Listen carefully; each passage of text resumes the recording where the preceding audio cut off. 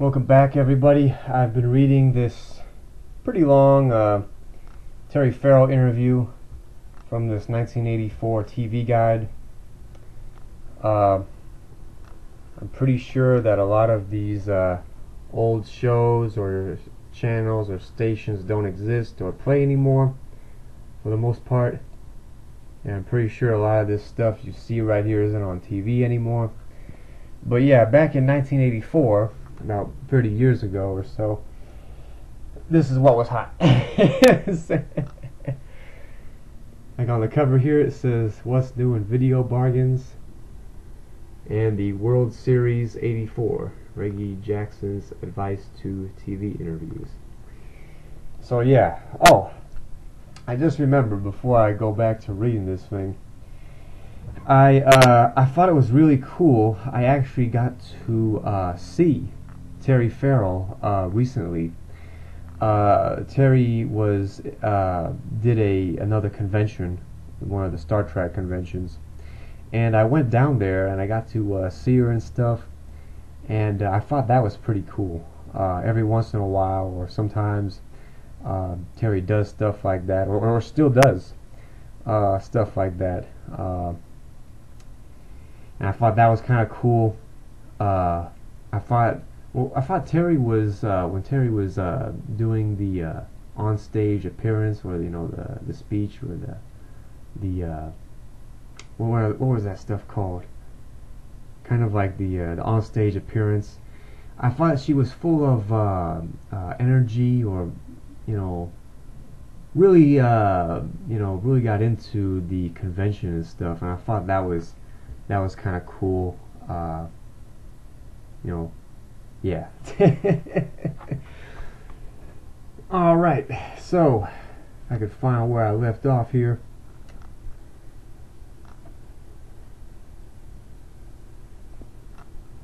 Yeah, there was, at the convention, there was a whole bunch of people there. I mean, there was a lot of people. Some of the people were dressed in the various like Star Trek The Next Generation outfits, or like DS9 costumes, and a bunch of others, and I thought that was kind of cool too. But yeah, Terry was down in Las Vegas, and yeah, it was pretty hot there, out in the desert and stuff, and I thought it was a pretty cool time. I was reading this, but yeah, back to this article. I was reading this in the other part, or the first part, and I left off at, let's see here. By the time they were through, they had 12 principal actors, so they made a new pilot, Goldberg says, to see how it all worked. It worked just fine. Soon the new series was being touted as one of the new season's most likely hits. There in the thick of it, vying for attention with heavyweights like Lloyd Bridges, Brenda Vaccaro, Morgan Fairchild, etc., was little old Farrell Grusendorf of Cedar Rapids. While she may not yet be the actress Vaccaro is, she is certainly adept at playing herself, and she has inadvertently been dealt another ace, her character. Laurie Caswell turns out to be the most likable element in the entire script, unless you consider her young rival's coke-sniffing attractive. Everybody else is too busy trying to out-misbehave JR, or, like Morgan Fairchild, be declared the resident Lady Macbeth. How long can she hold on to that fresh quality? It just never occurs to Farrell that there is a statute of limitations on innocence. She doesn't always make a connection between what's happening on screen and what happens in real life. As Gareth Morse puts it, the film leaves out a lot. Oh, and before I forget, at that convention, at that Star Trek convention, or the Las Vegas convention, that was this year, or a little while ago, Terry was actually at one of the events, and it was another world record for like the most, I forget what it was, the most Star Trek people, or Star Trek costumes or something. But yeah, Terry was there at that, and I thought that was kind of cool. Yeah, they had like the most, like the world record for like most Star Trek people or costumes, or I forget what it was. But I thought that was kind of cool too. So yeah. Anyway, so yeah, I just had to throw that out there before I forget or forgot about that. Anyway, sorry about that. I was reading at still there is much that must be familiar to Farrell. For example, the bitter summation by Laurie's mother, played by Jennifer Warren, of what modeling is really all about. It's smiling when you feel rotten, she says at one point. It's furs in a heat wave and bikinis in the snow. It's never eating ice cream again. Worst of all, it's being treated like a piece of meat. Or the conspicuous consumption sequence in which the corporate chairman shows off his wealth and his daughter at a birthday party, while Bobby Short plays "You Are My Lucky Star" in the background. Farrell certainly doesn't read anything sinister into that. I'm just a girl from Iowa, she says. That's what rich people do, right?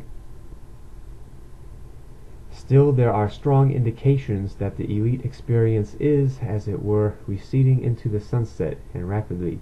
Modeling just doesn't seem as thrilling anymore. A few days before shooting was scheduled to start last July, she put in a long-distance call to John Casablancas, the head of Elite, apparently without the knowledge of her agent. She had decided, she told him, never to model again, and wanted him to be the first to know. She has reportedly since thought twice about that decision. At the time, though, that impetuous call seemed entirely natural and inevitable. Her friends could imagine a day when she might call up ABC and tell them she had decided never to do another series. In the meantime, she is enjoying life in Los Angeles to the hilt. I can't believe it, she says. Lloyd Bridges helping me find an apartment. Next step, famous movie star? No, she says. The next step is to get her parents to move out to California. So far, she has met with stubborn resistance. But then, it isn't the first time she's encountered that. She smiles an incandescent smile. Her long-range plan is to get married and have babies. She's got that all figured out, too. I want the guy to be, she says, my best friend. The reason for her success? She thinks it is her energy, nothing as mundane and good looks. Nothing as mundane as good looks. I am natural, I am healthy, I am honest, and I don't have the greatest cheekbones in the world. End. And this was the last page, or the end of that article. This is just some more amazing 80s stuff. You know, VCRs, huge TVs. This is before, the thin screen, or this is back when TVs were huge, man, like the box. Like it even says here.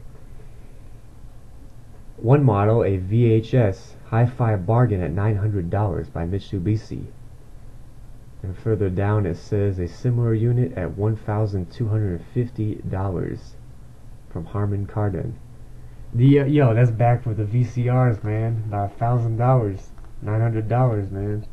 That's what they had back then. VCR, cassette tape. I know a lot of those things don't really exist anymore. You know, the cassettes, VCR, cassette tape, or even, for that matter, a lot of the movie stores and stuff.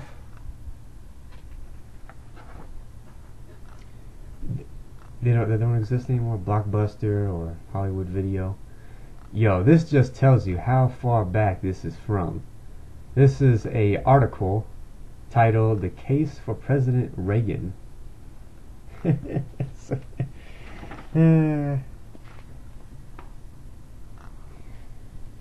What does it say here? In less than 4 years, we have regained our self-confidence, our self-respect, and the respect of the world. The new optimistic spirit in America is based on confidence that we are better off than we were 4 years ago, and that our future is bright. Yeah. Bush getting little coverage of the vice presidential candidate. Oh, that's the that was the Bush senior when as vice president. Yeah. Some more 80s stuff. Where is this thing? Where is it? There's a I was going through this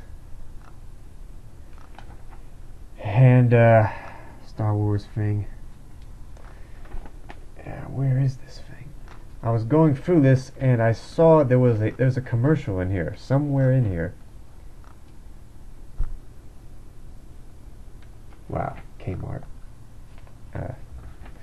Anyway, oh sorry, I was going through this and there's somewhere in this is a Paper Dolls commercial, and that's the TV show that this article was about. Oh wow, this just tells you what I'm talking. This is what I'm talking about. Close up. This was about the Reagan and Mondale presidential debate. Oh, yeah. For those of you who don't know or remember Mondale, that was the other presidential contender back in the 80s. But yeah, there was a paper, as I was saying, there was a Paper Dolls commercial somewhere in this, if I could find it.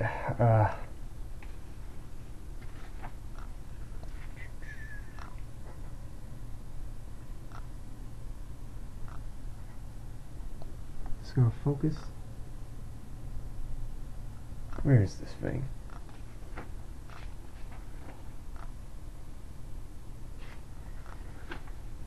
Yeah, there was a Paper Dolls commercial or advertisement. And some part of this. The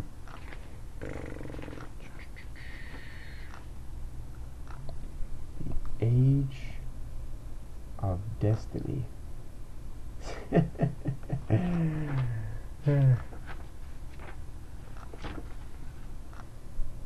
Is this a VCR commercial? Yeah, dude. Woo. Some new times for some shows.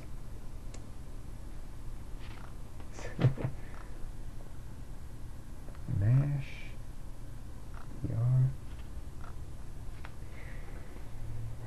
Oh, here we go. Hot passions, high fashions. This is the commercial for Paper Dolls. And it is showing, well, it was, at least in 1987, ABC, 9 p.m., Channel 7 and 8. Paper Dolls.